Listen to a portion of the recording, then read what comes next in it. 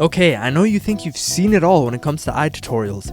Almond shape, parallelograms, ramen bowl, 2 parentheses and a ball. So, you heard it all. But I could care less how you draw your guidelines. It's irrelevant. Do you know how to draw an upturned eye, a hooded eye, a monolid eye? Huh? All those other YouTube schmucks always show you how to draw the same cookie cutter front-facing rounded eye. Where's the diversity? Where's the perspective? Where is that second eye?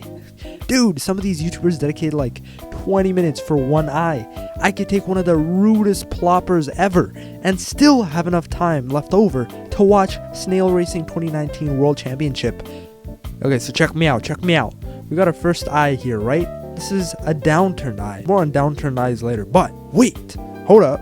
This isn't a front-facing eye. And hold up. You can only draw a typical rounded eye. And boom, this is what you get. Derpy-eyed McGee. Like, bro, where's the eye contact? And don't just think you can finagle your way by copy and pasting the eye, you little schniggy. Because in this perspective, it just looks like they got no thoughts behind those eyes, okay? Alright, don't matter what eye guideline shape methodology you like to use, I like to keep it simple and just use a parallelogram. What really matters are these 2 angles right here, and changing the angle and roundness of those 2 lines are what gives us our different eye shapes. For the typical rounded eye everyone does, you can see the angles are smoothed out and are actually less of an angle and instead just follow a curve. Curvy boys. And one thing to note is that when changing expressions, you don't want to completely change the eye shape, but rather you can pull down the eyelid, angle it down to make him angry, but still a rounded boy. Oh, and the third most important point is where your eye corner ends, okay?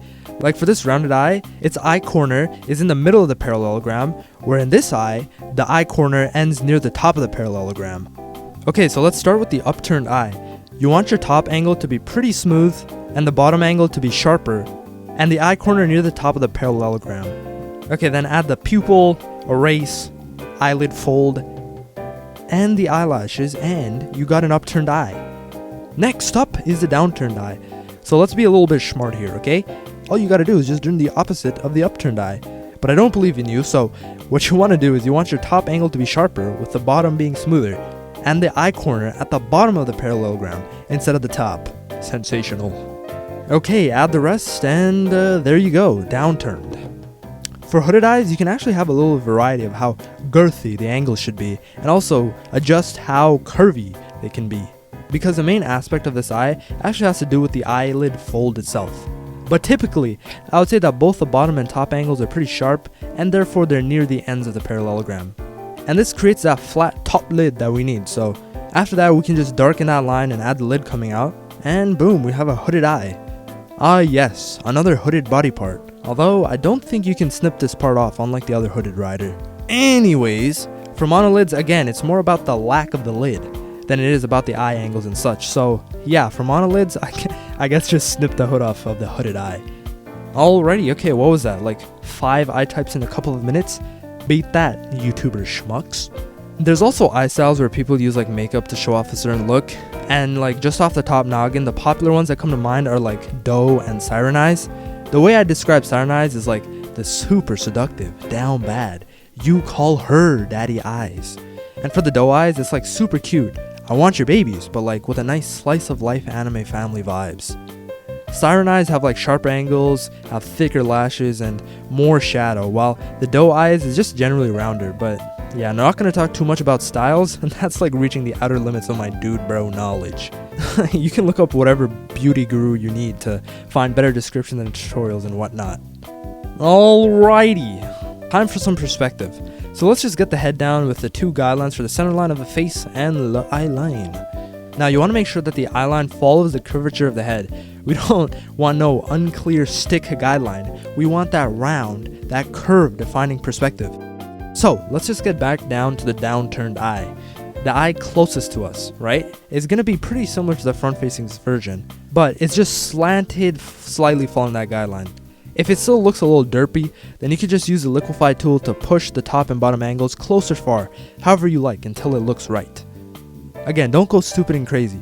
You should just have some small tweaks to do. Now, for the other eye. I know, uncharted territory from all those other eye tutorials. You're welcome. Now, obviously, you can't just draw the same way for this eye that's farther away. No. That's what happens when you copy and paste. No, what you actually want to do is you just want to shorten that far side down. And so now it actually looks like it fits the head. Okay, let's get that instant replay though with a parallelogram enhancement, alright? Okay, so you can see the eye I drew on the head. Now, if we just select the parallelogram and use the distort transform tool, you can see that I'm bringing that far side in, and I'm bringing that far side in foreshortening. So yeah, hopefully after that enhancement, you can see where that far side curve comes from. Oh, but ladies and gentlemen and everything in between, let's not forget that we came here to draw specific eye shapes. And the most important thing when it comes to that is keeping track of where that eye corner is. So, our downturned eye, right? A common mistake is for people to maybe get the foreshortening to a good place, but then they forget to actually make the eye match each other. Again, since the eye is foreshortened, you're going to lose a lot of detail on the two angles of the eye, but that means to really define the eye shape, you gotta match the placement of the eye corner on both the eyes. This ain't a situation like leaving out some Chinese takeout by accident and then eating it with a little funk a couple of hours later with like a 50-50 shot of food poisoning. No. This eye corner gotta match perfectly, or else it's gonna look like the diarrhea you had after losing that 50-50 toss on the Chinese takeout. And basically you want to match it with like the eye line going across the face. So here on the close eye, it's slightly below that line. So just make sure that the foreshortened eye, the eye corner is near that part of the line too. Alright, there you go. Now just add the lashes and such. Pow!